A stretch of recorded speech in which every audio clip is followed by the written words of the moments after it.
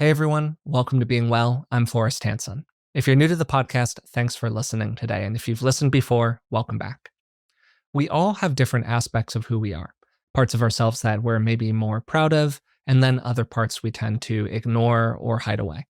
That second category is what the legendary Swiss psychiatrist Carl Jung called the shadow, a collection of our hidden desires, suppressed emotions, and disowned parts. In Jung's words, it's the thing a person has no wish to be. Facing those parts is uncomfortable, and it's understandable why we would want to keep them in the dark.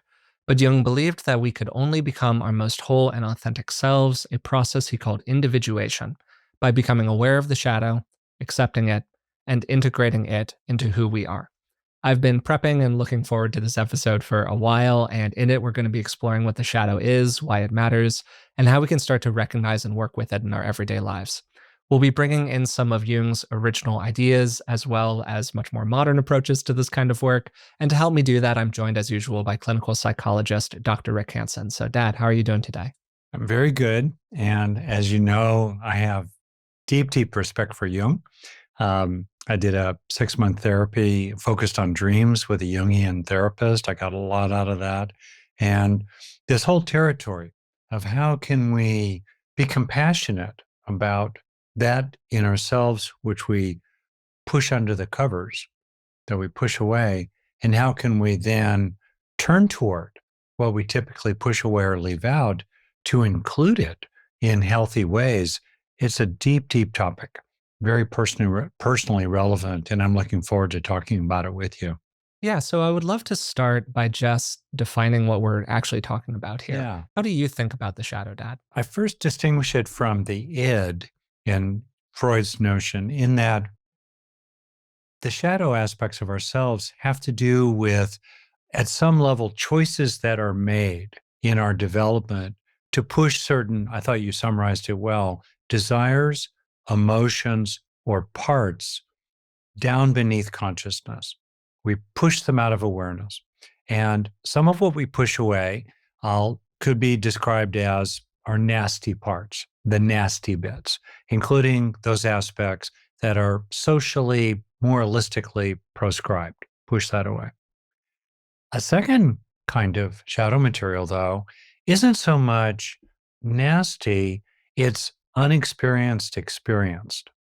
In other words, the residues, such as through trauma of dissociative material or aspects of ourselves that we just are embarrassed about. And then last, we push down beautiful parts of ourselves sometimes because perhaps they were punished when they came out into the open, such as enthusiasm in younger siblings who maybe get on the nerves of their older siblings. That's a particular kind of shadow that Jung came to call later on the golden shadow. So as we speak here, this is all about inclusiveness. And in the Zen saying, nothing left out. So we're paying attention to what we tend to leave out. And these 3 categories that I've named so far are a helpful roadmap and self-assessment tool for people listening to look into their own shadow material. So, a couple important points to just add on here at the beginning. First of all, this material for people is largely unconscious in nature. That's kind of the definition of it, that it is not part of the conscious ways in which our ego personality is constructed in this kind of ongoing way. That was something that Jung really emphasized. And for most people, it stays unconscious essentially for their entire life. There's this great line from Jung: the man without a shadow is statistically the commonest human type, one who imagines he actually is only what he cares to know about himself. And I think that's also a great way to define the shadow. You know, it's the parts of ourself that we don't care to know about who we are. These are the parts that might seem weaker, more socially unacceptable, more morally questionable. As time has gone on and we exit sort of Jung's era, which ranged from kind of 1910-ish, I think is when he started writing, up through the 1950s and 1960s. And we put it in a little bit more of a modern framework. Over time, we've begun to see those aspects as having more and more overtly positive qualities associated with them, as you were saying that. initially in Jung's conception, they really were kind of like these negative aspects of ourselves that we push away. More modern interpretations, maybe parts work, IFS, that kind of thing, see those aspects of us as true and useful elements of who we are that we can get a lot of value out of including. That got to Jung's idea of individuation. Maybe it would make sense for you to explain that a little bit now. Individuation has an ordinary meaning, and then there's kind of the Jungian gloss on it. And let's be Yeah. clear as well, when we say Jungian, we're really talking about the generativity of one person in a tradition that's now 100 years old and has flowered in many, many different kinds of ways. In that context, individuation, in a way, fundamentally, is about becoming yourself in an integrated, accepting, and functional and unique kind of way. To truly individuate, we must be willing to be different from others, and we must be willing to claim all of who we are. To the extent that we disclaim, that we disown key aspects of who we are, we're not fully our own independent self. It's a little bit like a tree that grows around a boulder. That tree can be viable, but as long as it's kind of stuck in its relationship to the boulder, it can't fully become what it is. There are similar notions in other areas. In psychology, kind of a close cousin would be self-actualization. The idea of, every organism has its nature. Every oak tree is meant to be a particular version of itself as it individuates into what it is, in a sense, meant to be. And that's a notion for each of us that I find really helpful, especially as people move into midlife. You included, Forrest, and certainly myself in early, late middle age, I joke. Who are we becoming? And in this singular life journey that we're on, what is the particular nature and beauty, the unique beauty of our own life journey? That's what individuation's about. When we were doing prep for this episode, Dad, you wrote out a series of thoughts about individuation that I thought were really great. So I'll just kind of repeat them here using your words. Oh, So good. for individuation, we can have these different aspects. There might be the positive aspects of just accepting a part of ourselves that we see as problematic in some way. So for a person, this could be what they perceive as a mean streak or this part of themselves that gets really angry at other people in an explosive way that they feel like they need to kind of push down or push away. Yeah. Then, tied to that, there could be the positive aspects of tapping into certain qualities that are beneficial inside of that thing that we view as problematic. That could be the sense of like potency and energy and so on that's attached to that assertive part of the nature. And I think that that's a great way to think about this, right? That there are these aspects of ourselves that we disown.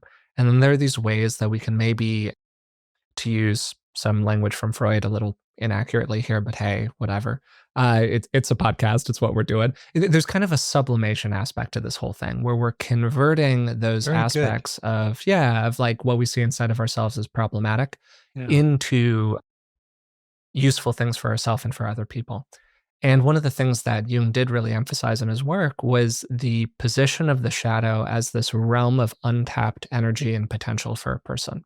Because so many people are unaware of it, it potentially contains all of this psychological content and material, all of these resources that they haven't been able to dig into yet. And if they don't confront those aspects of their nature, they're going to remain in the dark, if you will, around all of that potentially useful content. Yeah, that's great. And I'd like to add one thing about individuation, perhaps as a kind of corrective to myself. I tend to talk about a kind of deliberate constructing of who one is becoming. And there's a place for that. I think a lot of people don't claim their power. I think in some ways that's kind of the theory of the podcast as a whole, is that we can be involved in that process. Yeah, that's So, exactly totally. right. Exactly right. Okay, that said, alongside that deliberate process, we need to make room for mystery, for processes that are at work inside us that we don't really yet know about, that are kind of bubbling forward and carrying us along in mysterious ways and in good and mysterious ways. And so there's an aspect of individuation that's really important to include, and Jung really included it, which is an openness to powerful forces inside us that we're not really fully in charge of. They have a life of their own. They have an energy and a passion of their own, and we need to make room for them bubbling up, from the underworld, as it were, in our own process of becoming who we really truly are. I'm glad that you said that, Dad, because I think that it emphasizes the unconscious nature of a lot of these processes. Yeah. And one of the really cool sections of this particular piece of Jung's writing that I was reading to prep for this episode really emphasized something that I think is obvious when you take a moment to look at it, but for me was kind of revelatory, which is that unconscious material moves our conscious behavior into this kind of automated state. We're behaving a way without really understanding why we're behaving our way, right? Like once material is moved into the unconscious, it can't change. You can't investigate it through a psychotherapeutic process. It's below the waterline. And so the behaviors that are associated with it become kind of compulsive in nature. And so one of the things that Jung really emphasized is just the process of self-awareness as a whole.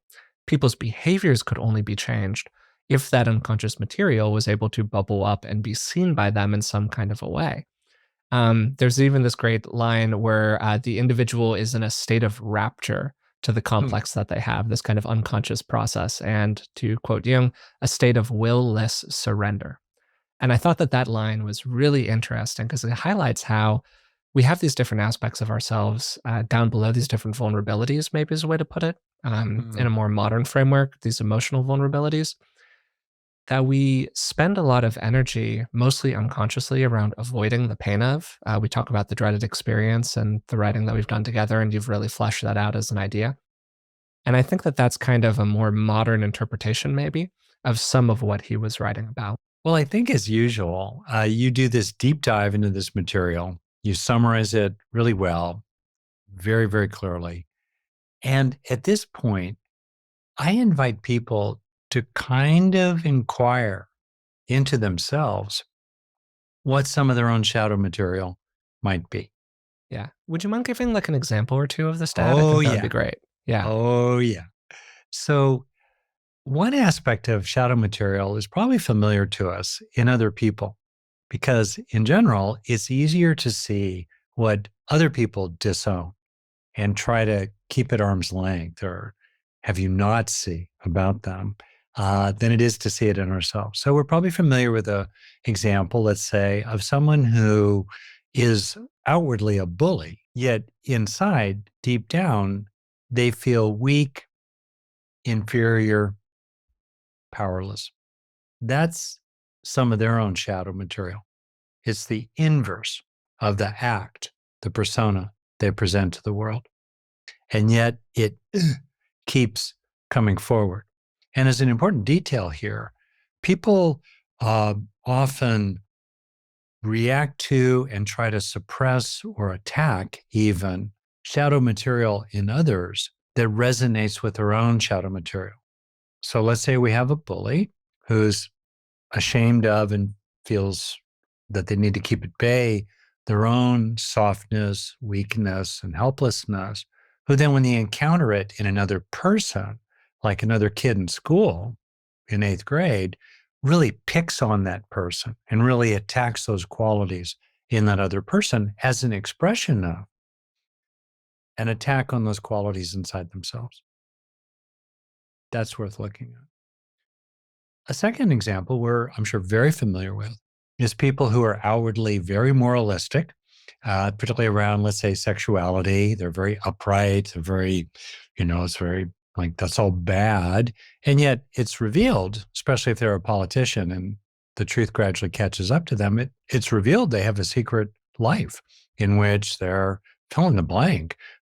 You know, they're hiring prostitutes, they're just, hey, that's an example of shadow material. Yeah. With that first example that you gave having to do with projecting, one of the things that Jung actually highlighted in his work on the shadow is that one of the things that was most difficult for a therapist to influence with a client were various kinds of projection, which make the, as he wrote, the cause of the emotion in ourselves lie in another person. Yeah. So we're not in control of it. We're not responsible for it. See, it's that guy over there. They're the one who's making me feel this way. And therefore there's nothing I can do. I'm just a victim inside of this process. And those projections distort reality and they isolate the person from the ability to influence their environment, right? And that's part of the reason that when we encounter somebody who triggers our shadow material, maybe you've repressed some assertiveness and you bump into somebody that you experience as being very assertive and really asking for what they want, it can activate this resentment, guilt, these painful emotions inside of yourself that then we don't really want to feel. So we find a different way to solve that problem. So rather than assimilating this shadow material, it's repressed inside of us and then projected onto another person. And the key point in all of this, I think, gets to just self awareness, the ability to look inside of yourself, to see it fairly clearly, and to use that material in some kind of a useful way, whatever that means for you as a person. And I think it would be good here, Dad, for us to turn a little bit toward how a person could begin to start doing some aspects of this process. Well, we have this classic idea first that the psyche is made of parts rather than being a single fused brick-like object. Mhm. And then second, we have the question of, well, if there's a core sort of coherent over time executive process, call that the ego, what is the relationship of that core to the various parts? What all of it is about is making room for every voice at the table. As Mm. Dick Schwartz, who's been a wonderful guest on the pod here, has put it in his wonderful recent book, No Bad Parts. And myself, I kind of imagine that the core process is sitting at a kind of large round table around which are 10 or 20 or 50 parts of myself, and they're all welcome. As Tara Brach puts Mhm. it, this too belongs. So we can bring that attitude to all of it. And so there's some, major similarities there. What I like about Jung always is that um, it feels like, this is the wrong word, but it feels like he's writing in a kind of Gothic style. In other words, Oh, it's I totally know what all, you mean. Yeah, it's very yeah. vibey. It's It's what's that very, very TV show, vibey. Yeah, Stranger Things? sure. Yeah, it is. Whereas There's this kind of Freud fantastical quality to it. Yeah. and Jung had some serious breakdowns. There's no recorded comparable breakdown in Freud's history. He had psychotic breaks, Jung did, just brrr. And it was like, okay. So there's a certain juiciness that I particularly like, in Jung, just even the notion of the shadow, which in dreams, I don't know about you, Forrest, if you have dreams like this, but a very common theme for many people is they're in a dream in which they feel threatened. They're in some sort of a setting and they're trying to get away from something. And yet the something neither catches up with them, nor can they ever escape from it, which is a beautiful description of the shadow. And what are those qualities in the dream that feel scary and feel not me, yet I can't escape from them? That's also a way into kind of including and coming to terms with your own shadow parts. A really interesting part of this that I think it makes sense to talk about a little bit before we get into the what to do about it, um, is how Jung really emphasized that discovering these aspects of your nature, investigating them, becoming aware of them, was really this moral effort. Jung's whole frame here with the shadow focused mostly on seeing and accepting the more amoral aspects of our nature. And he talked about it as containing maybe certain positive qualities. But shadow work was, in that moment in time, just about being honest about who we are, integrating all of these different aspects of personality as one complete whole. And this then allowed us to be less automatic in our behavior, which means that we could make, truly moral choices for ourselves. There's this deliberate choosing of the high ground. But he doesn't talk so much about the good stuff that's in the shadow itself, right? Which was also kind of a way into maybe seeing the dualism that was in not just a lot of his work, but in a lot of the discourse in Western psychology as a whole at that moment in time. This movement of light versus dark, conscious versus unconscious, anima versus animus, logic versus emotion, all of these different kinds of like dualities that were held up. And for people who were writing at the time, Jung was pretty non-dual. I would say he was on the non-dual side of the spectrum. But even in his work, all of this duality. But what's happened over time is we've just gotten a better awareness of how, hey, things are generally not so simple. And there's a lot of useful stuff that's in all of those aspects of ourselves that we replace or that we repress. And so this question of like, what do we lose by not including that shadow material, I think is a really helpful one and a really interesting one. I was wondering if you could talk a little bit about that. So let's think about the parts of ourselves that we could agree really need some regulation. The nastier, more vicious, cruel, perverse, sociopathic parts of ourselves. So we have those aspects. And then we also have aspects of ourselves that are not morally problematic per se, but we're embarrassed about them, or maybe we grew up in a culture in which those aspects of ourselves were just not supposed to be revealed. Mhm. What happens when we keep that at bay? Well, first off, we become internally divided. Various rooms in the mansion of the mind become locked away. And sometimes to the point that we're no longer even aware that there's a basement with all kinds of stuff in it. So we become internally divided, and we have to exercise a certain amount of energy to keep that material at bay, particularly the more intense and potent it is. And also, we don't have access to the energy, the psychic energy, the psychological energy that's tied into that material. And almost always, the stuff leaks. We cannot put it in to airtight, watertight containers. It leaks. And we can often discern this in other people, the contempt, the rage, the shame, all the secret stuff. It leaks out. And yet we can still pick up on the vibes of it. So it costs us a lot to keep that stuff away. And when it does leak out, as it often does, it can just kind of erupt and really create a lot of problems. I think that, for myself, certain, aspects of myself, like a kind of anger at what felt like being mistreated over time that I kept pushing away, pushing away, pushing away, could then sometimes really burst out with a lot of intensity that would kind of shock me and the people around me. So it's important to find ways to come to terms with this material and be inclusive. And also, I think there's a cultural aspect of this too. What are the shadows culturally of a certain country?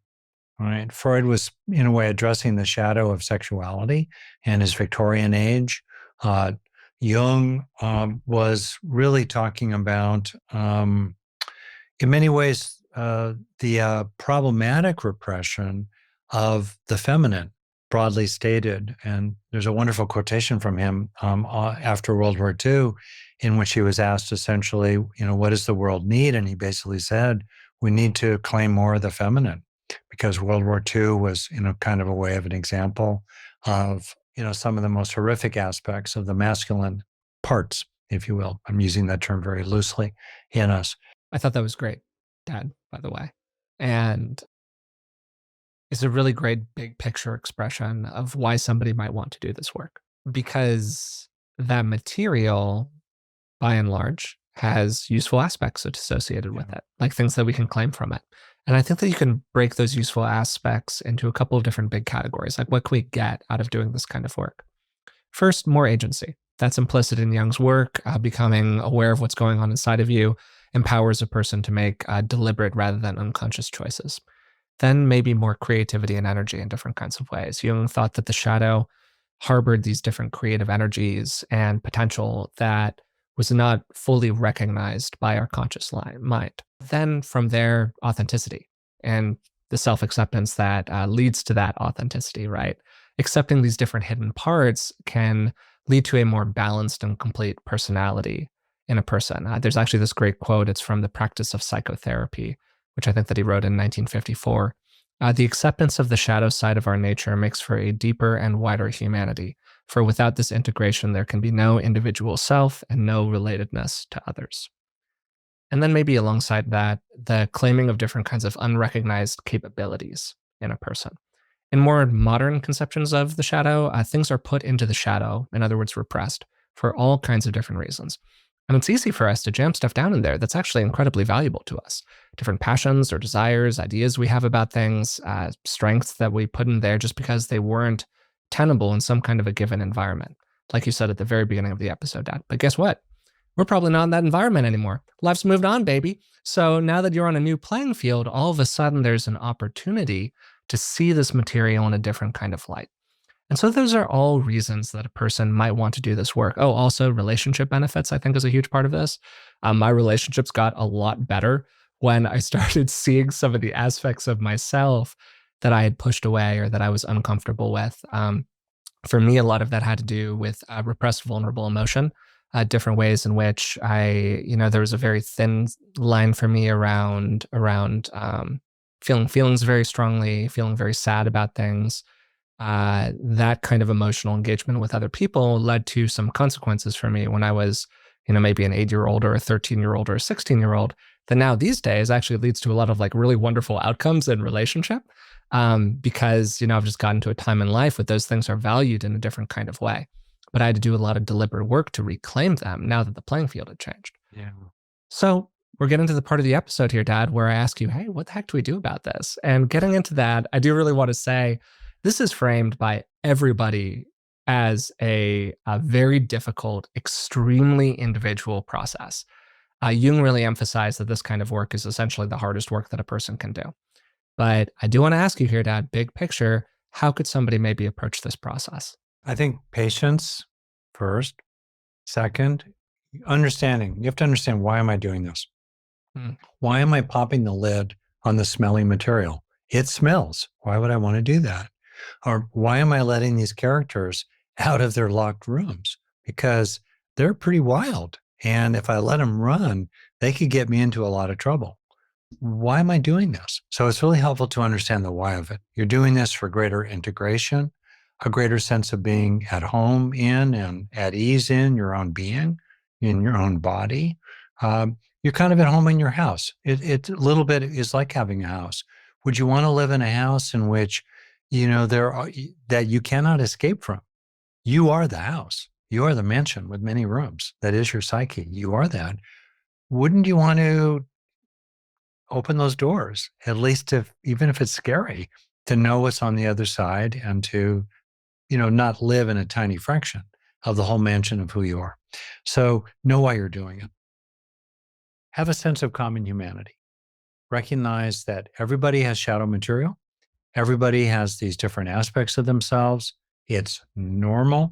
If you've got human DNA, you've got this kind of stuff. And also take into account the ways that culture, the religion, school, teachers, coaches, parents, peers, all influence us to push certain things down and away. So it's not just, they're pushed away because of social forces. It's not your fault, in other words. Now, what do we do about it? To be able to start opening some of those doors, it's really helpful to have a kind of refuge inside yourself that feels stable and uninvaded by whatever is happening in the periphery of awareness.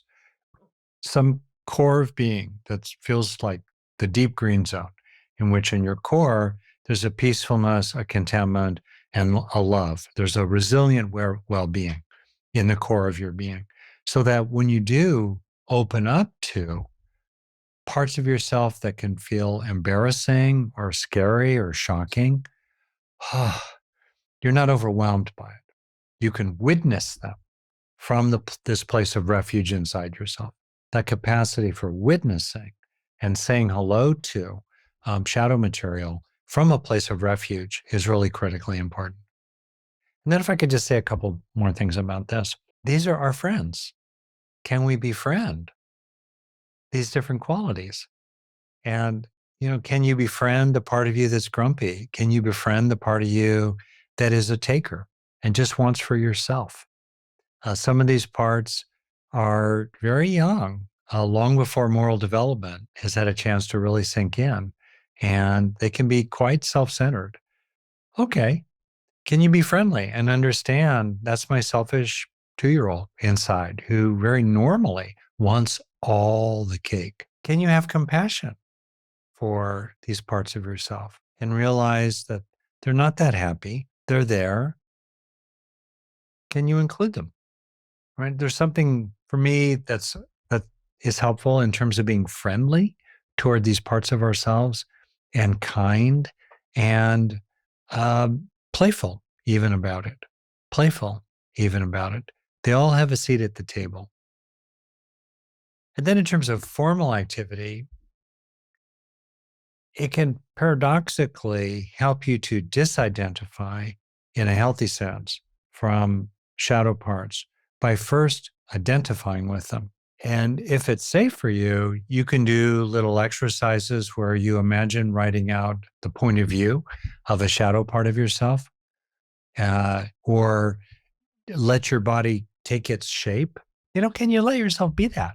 What's that feel like? Can you include that? And then after you've been that for just a little bit, don't worry. You can come back to your refuge, to your stable, good place. And often it feels good.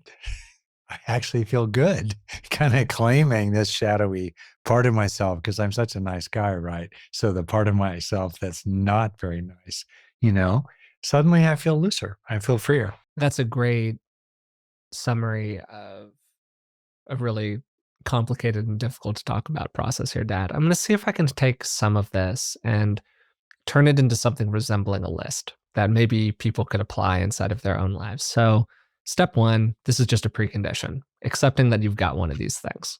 Accepting that there is material inside of yourself that is repressed, pushed away, disowned, choose your language. Accepting that you've got a shadow. And recognizing that this is an aspect of personality is a essential first step in the process. Can't do it if you don't do that. And second, there's this way where we develop an awareness of different kinds of parts, and those parts all appear simultaneously inside of our conscious mind.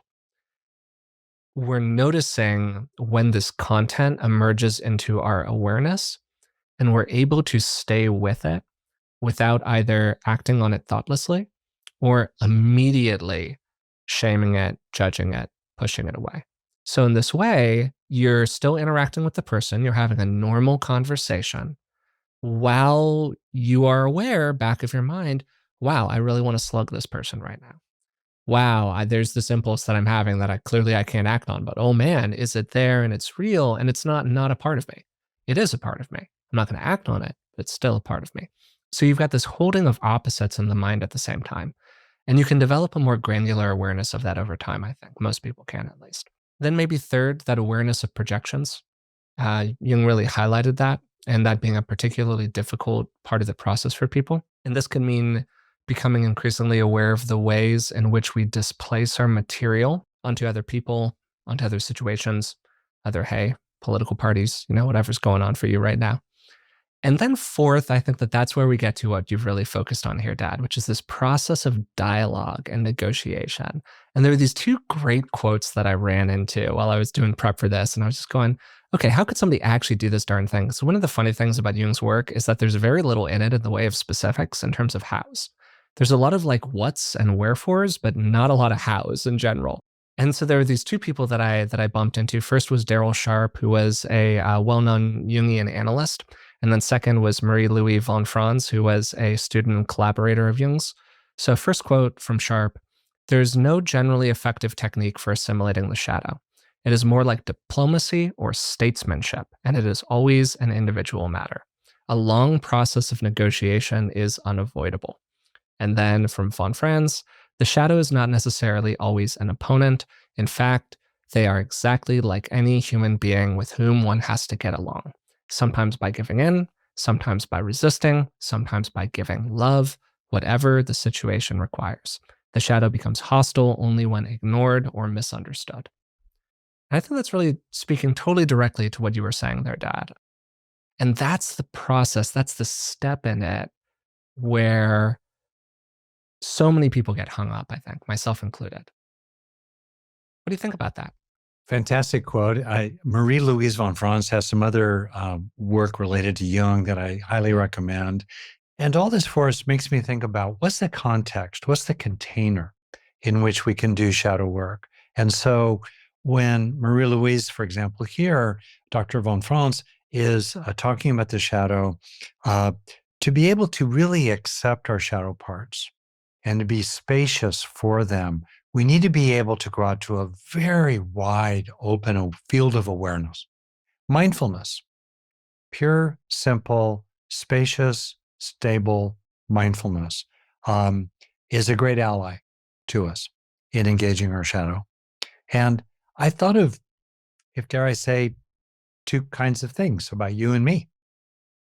We could talk about our own shadow. Like, Sure. for example, for myself, I would say two aspects of myself. One is that I tend to be very drawn toward orderliness. I like orderly environments. The joke is people walk in to the closet that mom and I share. My side has my shirts organized by color. They're in a nice orderly way. Her side is complete chaos. Okay.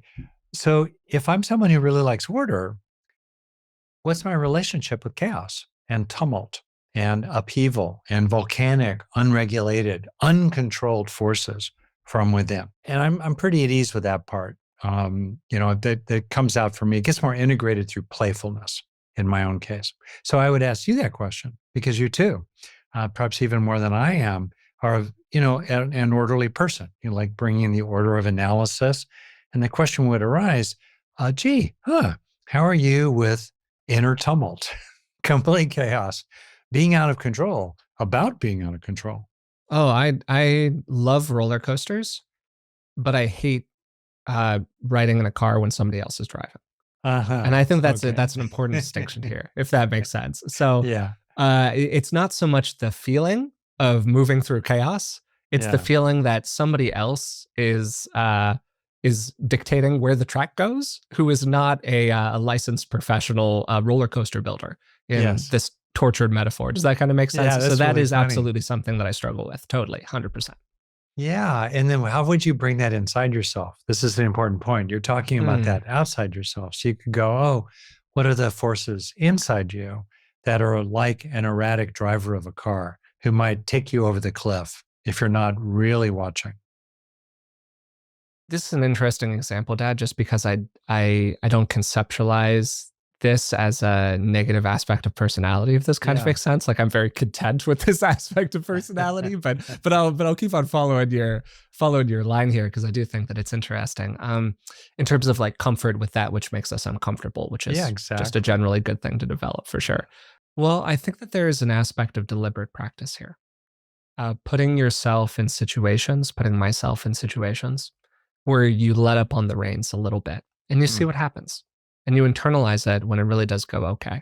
For me, with the driving example, I used to be a pretty terrible passenger, not because I was a horrible backseat driver, but just because it was very clear that I was anxious when Yeah. somebody else was driving. And so over time, I took it on as kind of a deliberate practice of, breathing when somebody else is manning the car or not trying to appear as so outwardly stressed out by things and internalizing over and over that things went basically okay. Just because they weren't doing things the way that I did them didn't mean that they were doing it the wrong way. It just meant that they were doing it a different way. And it's really okay to just be a passenger and be on somebody else's ride. And that's not such a bad thing. It's not so stressful. There aren't going to be all these bad outcomes for you. And that path of deliberate practice really helped me out. I think that we can do aspects of that with what we would think of as our shadow material. To return to something that I have a little bit more of an emotional relationship with, those more vulnerable emotions that I talked about a little earlier in the Mhm. episode. Those were things that I did have a structure inside of myself as being bad or problematic because I was punished for them socially when I was a younger person. And so there needed to be more of a deliberate process of, again, kind of like soft exposure therapy, where I brought it out in little ways around other people because they were socially loaded and saw how they responded. internalized it. If they responded positively, if they responded negatively, going to somebody else and getting some feedback about how that interaction went. Was that me? Was that them?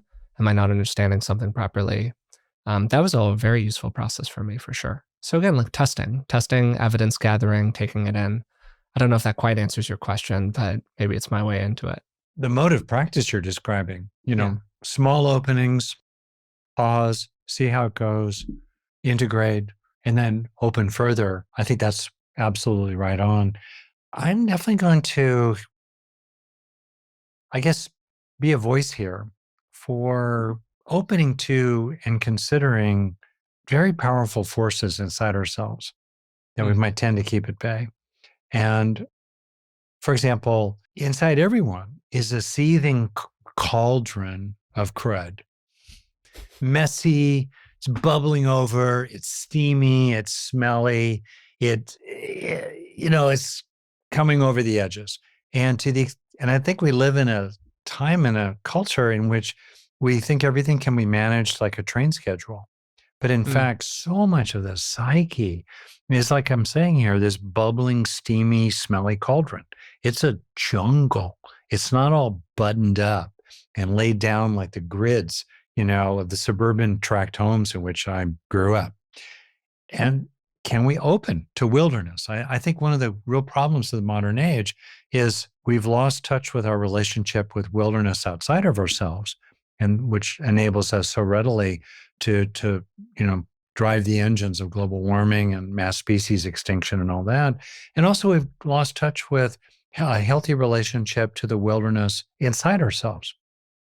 And so reclaiming wilderness outside ourselves and reclaiming it inside ourselves, I think is a really important project for both societies and individuals in the 21st century. It's really important. Uh, I'll say one personal example here. I've recently really come to terms with the fact that in my 40s in particular, I felt like under a lot of pressure to achieve. I had finally gotten licensed. I really began my career in my 40s. That's pretty late to begin a career. And I felt I had a lot of catching up to do. So I was pretty driven around me, accomplishing, accomplishing, accomplishing. And, there was justifications for the accomplishing, but it was pretty self-referential.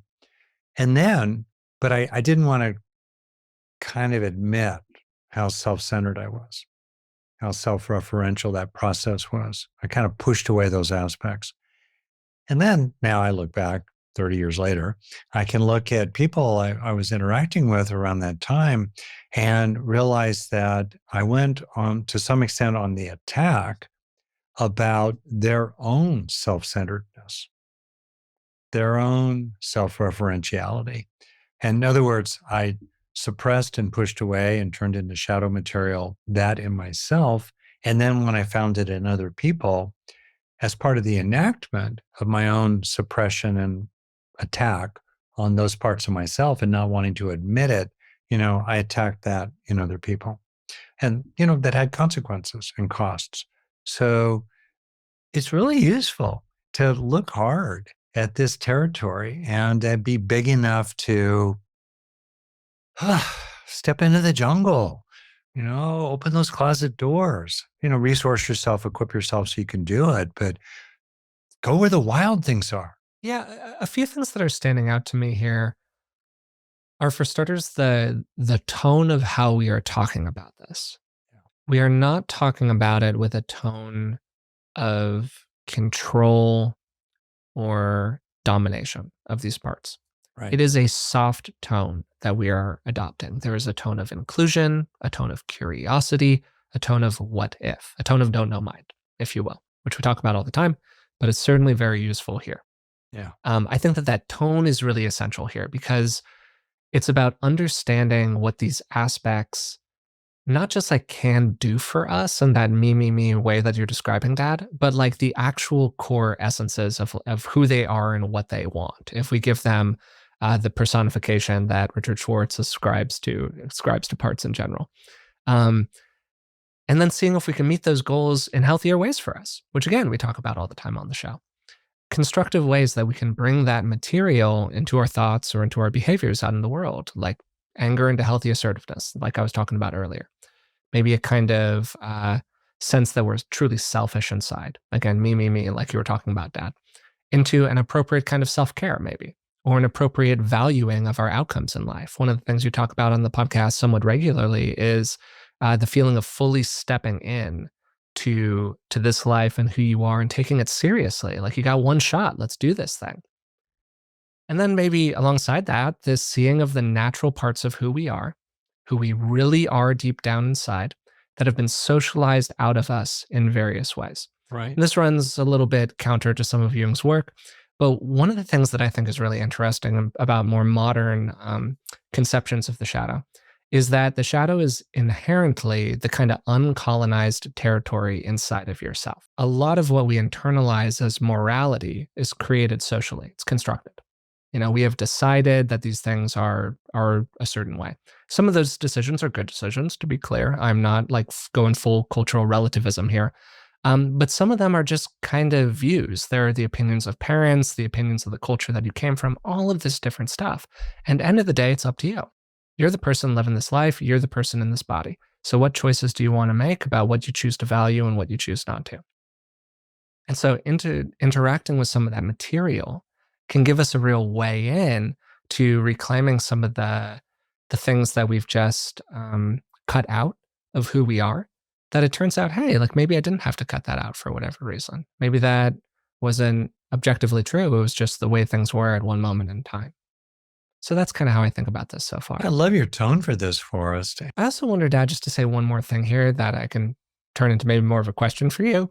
It's I wonder about differentiating between what we can accept about ourselves, this kind of clear seeing of our nature, who we are, what we care about, versus what we're actually going to act on with other people. Because I think that for some people, they think of these as being kind of the same thing, when the truth is that they're totally different. And differentiating between those two things can actually give people a lot more freedom in seeing the truth about themselves. Does that make sense? Oh, it's hugely Yeah. important. We can include and accept while also regulating. And Yeah. for me, there's a huge difference between self-criticism and self-guidance, to complete place for that. And what I was reflecting on, also related to what you're saying, is a kind of attitude of surrender, humility. I'm looking for the exact right word. It's sort of like, well, you can't run away from the shadow. Might as well turn to embrace it. We can't get away from it. So we might as well include it. I also want to get to, and I know we're wrapping up, the golden shadow part. This idea Yeah. that Great. some Go of ahead. what we, can repress or push down, it's actually very beautiful parts of ourselves. Like I think your example earlier on, Totally. that when you were a 100%. kid, you learned to push down sort of soft, tender, maybe occasionally kind of weepy feelings. And yet now as a guy later on in your mid 30s, living in a culture of wise people, your peers, those kind of aspects of yourself are very beautiful, and they have many, many virtues and, Yeah. No, many, I many think that gifts. that's a huge piece of the puzzle for this stuff. Like, Yeah. and it emphasizes that how we feel about something is very different from how it is, because Yeah. I felt bad about that part of me. I did not frame it as this like Yeah. positive, useful stuff. It was a bad thing in my conception of it. And I think that that's really, really interesting how like inside of ourselves, it can feel so that way when objectively, this could be a really beautiful part of who you are. So it's interesting to think about what some of those qualities might be. Yeah. So, in the interest of giving my body up for science here, I'll self disclose a couple that come to my mind. One of them was that when I was young, because I had to be very nice and well behaved, aspects of myself that I would call fierce, intense, were really pushed away. Also, I did not want to get into conflicts with the boys that were 2 years older than me in my grade. And so I just I wasn't overtly submissive, but I just stayed away from anything that might be read as a challenge by them. Okay. So I pushed that away. Well, that's a golden shadow. And it's been really wonderful for me to claim as I've gotten older, starting in my kind of early 20s, frankly, with rock climbing and a few other things, sports, competitive sports as well, where you're not hating your opponent, you're not violent, but that intensity, that would be one of my golden shadows. And I do think of that intensity, fierce. I don't think of it as a quality that's innately problematic. All right. That's got, meanness, cruelty. I was once walking down the street, so I'm revealing, like, as I did the Rorschach when I was young and a lot of imagery came up. I have a lot of access. So it's in that context, folks, that you can hear what I'm about to say. Never did this. I remember walking down the street one time and I was seeing this kind of classic grandmother type person pushing a baby carriage down the sidewalk in San Rafael. And I had this sudden impulse and image of just shoving her and the kid in the carriage into the gutter and knocking them down. You're about to get us canceled, Dad. It's game over for the podcast, buddy. Sorry, we gotta cut the mic. No, go ahead. I'm joking. It arose. And my point is, stuff bubbles up. It's a jungle in there, and it's okay to include that it's a jungle in there. I think we can go too far by just not including and making room for all that's there, while knowing exactly the distinction you made earlier. There's a world of difference between seeing it and accepting it and even normalizing it. And that's really different from the need to keep regulating that part. Yeah. Yeah. It's the game of balance here, right? Because like the ultimate goal of what we're trying to do is to achieve a balance between these conscious, acceptable aspects and these more unconscious, quote unquote, unacceptable aspects of the self, right? And this improves our self-awareness and authenticity, great knock-on effects, a lot of positive consequences for us. And the reality is that I think that like most people are kind of all one or the other in some ways. They're either all not shadow or they're just way too much shadow out there in the world. and there's not a very healthy integration of these two things. And Jung even wrote about this a little bit. He talked about situations in which all of the positive aspects get repressed into the shadow, and it's all of the ego aspects are tied to that quote unquote negative material in some small number of people. And I think that it's interesting that it's the melding of the opposites that is the challenge. That being all one or the other is like relatively straightforward, but living in that gray zone is where people struggle. I think there's something in that that's kind of telling. Yeah. So back to the grandmother pushing the baby in the car. I did not do anything. I was kind of horrified by what arose in my mind. Tread carefully. Tread carefully, buddy. I did not act it out. The point is, some of the material that can arise, we immediately go, whoa, that was, need to be careful about that. I don't think that fierceness innately has that quality. But I'll give you another example of what could be a golden shadow. I also suppressed my very sweet, kind of warm, tender nature as being a really loving, warm, wishing well, large-hearted person. That was completely unapparent to most people until, I wandered fairly farther into my 20s because I had really pushed it away because I just, it wasn't safe. It felt too vulnerable, too tender. People might make fun of it. I withheld some of it deliberately in my anger at my parents. That would be golden shadow material. And I really invite people to, just kind of look around the whole table of all the parts of yourself, all the energy, all the forces, and the deep work. The care of the soul is a phenomenal book. For me, it's maybe it would be in my top 10 books about psychology. Thomas More, big shout out there, to just really care for all these parts.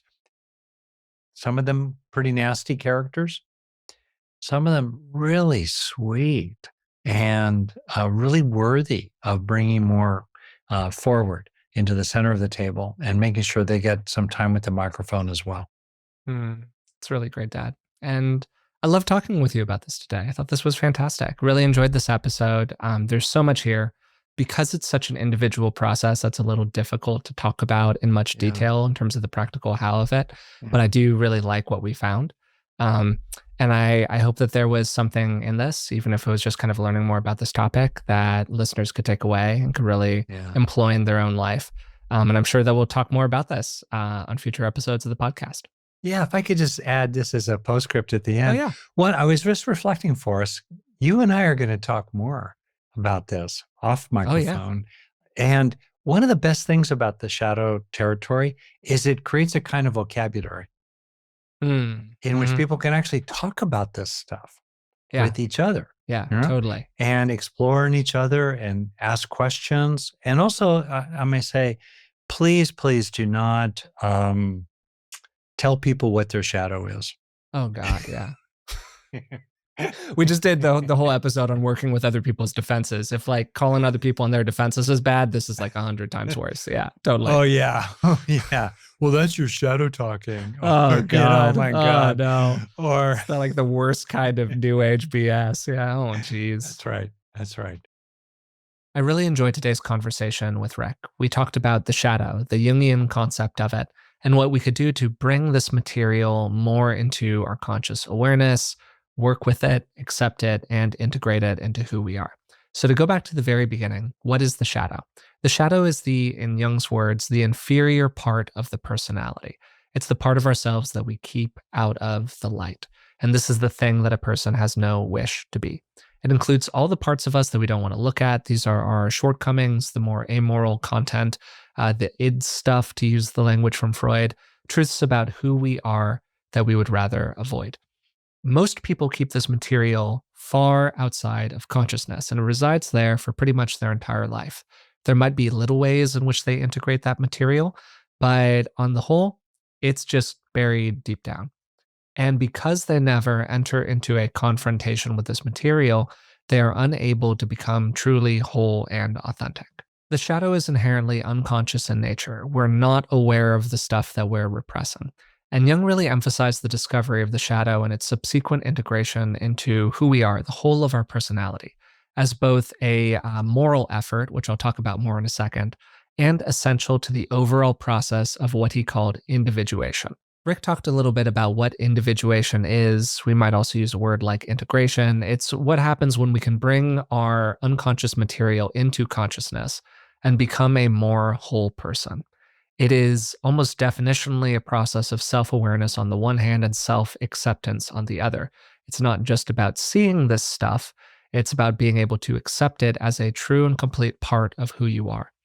And this means that the ego, who we think of as I, needs to be strong enough to bear that integration and in Jung's words, the assault of this unconscious material. Now, something I want to talk about a little bit more at the end here that I wish I had included in the episode is shadow material because we view it as problematic, as bad, as evil, as morally reprehensible, as something that we need to push away from who we are in order to stay liked by others, accepted by society, whatever it is that we're going for here. And that view of the shadow material as bad, as morally reprehensible, as problematic, as whatever, is very complete. It is very rigid.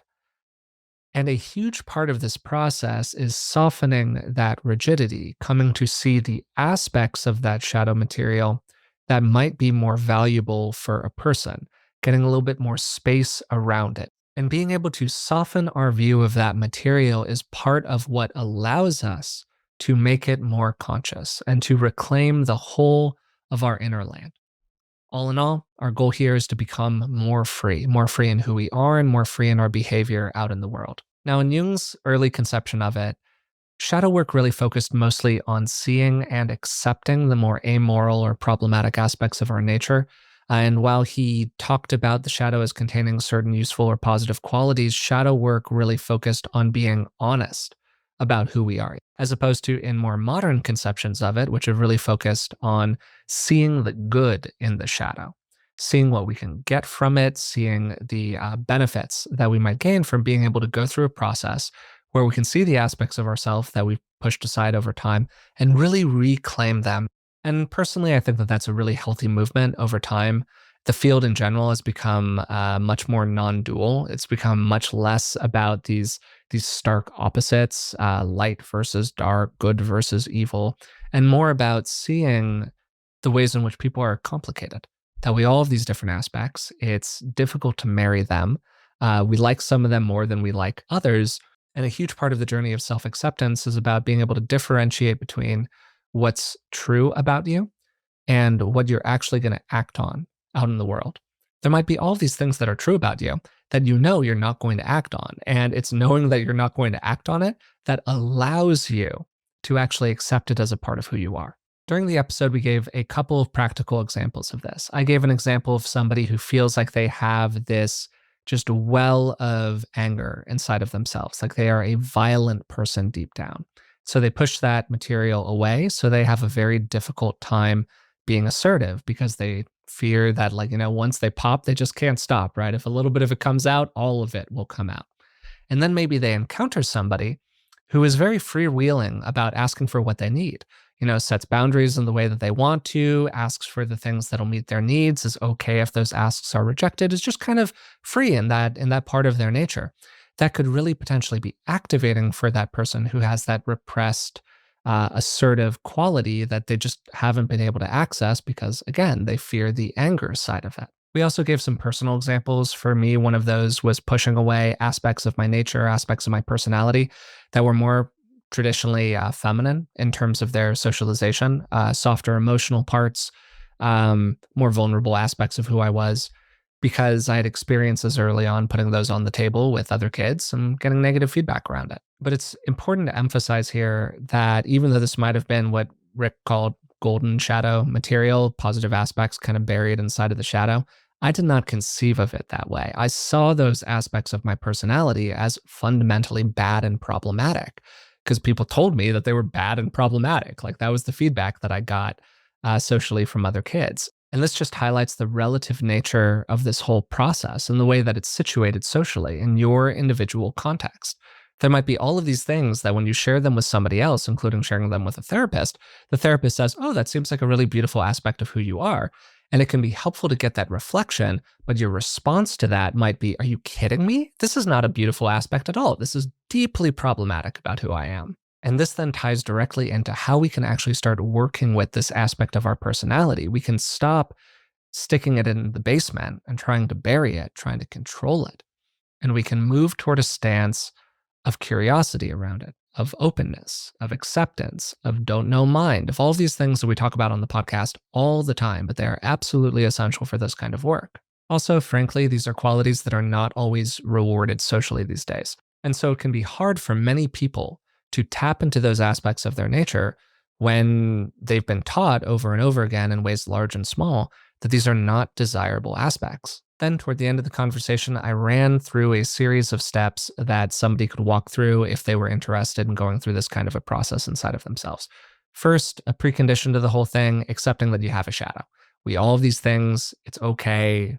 They're a part of nature. They're just the way that we are. You're not a bad person because this stuff exists. Okay.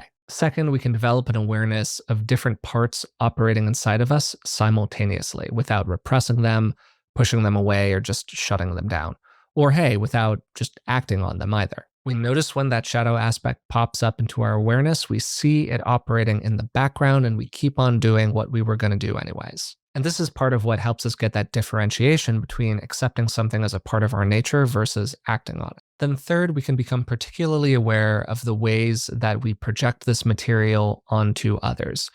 This means the ways in which we are displacing that shadow material in ourselves that we fear out into the world. Fourth, we enter into a process of dialogue and negotiation with the shadow. And this gets to those quotes that I offered from Sharp and von Franz, language of negotiation and statesmanship and getting along. There's a personification almost of the shadow in a parts work sense. And there are a lot of techniques that you can do here. Rick talked about a couple of them. Journaling, you can go through a therapeutic process, something that's called active imagination. And this is a technique where you engage with different kinds of inner figures or images in a conscious dialogue. You're talking to them directly. Rick talked a bit about even trying to embody that shadow aspect, if that's something that you feel like you have access to and can do without it bringing up a lot of complicated emotion. And the tone of the work that we're doing here is very important. Again, this is not about control or domination. It's about understanding what the shadow wants, seeing it clearly, and then asking ourselves, is there something that we can do to meet these objectives in healthier ways? Then we're in the world of integration. How can we identify constructive ways to bring that shadow material into our thoughts and into our deeds? How can we transform those feelings of anger into more healthier manifestations of assertiveness? How can we transform selfishness into appropriate forms of self-care or boundary drawing with other people? What are the natural parts of who we are that have been socialized out of us over time? And this runs a bit counter to some of Jung's early material, which is, hey, appropriate. It's 100 years since then. We've learned a little bit about psychology in that period of time. Because Jung mostly focused on this top-down moral control of that shadow content. But the shadow is the unsocialized territory, right? It's the part of you that was true before the world started happening to you. And if you are really interested in learning more about yourself and seeing what's really in there and exploring who you are as a complete person, this kind of work is a almost essential part of the process. I hope you enjoyed today's episode. I am really curious about the feedback that we're going to receive about this one. What did you think about it? If you're watching on YouTube, you can leave us a comment. You can also send us an email to contact@beingwellpodcast.com or leave a rating and hopefully a positive review on iTunes or Spotify. That really helps us out as well. If you'd like to support the podcast in other ways, you can find us on Patreon. It's patreon.com/beingwellpodcast. And for just a couple dollars a month, you can support the show and receive a bunch of bonuses in return. People particularly like the transcripts of the episodes that we post there. Until next time, thanks for listening, and I'll talk to you soon.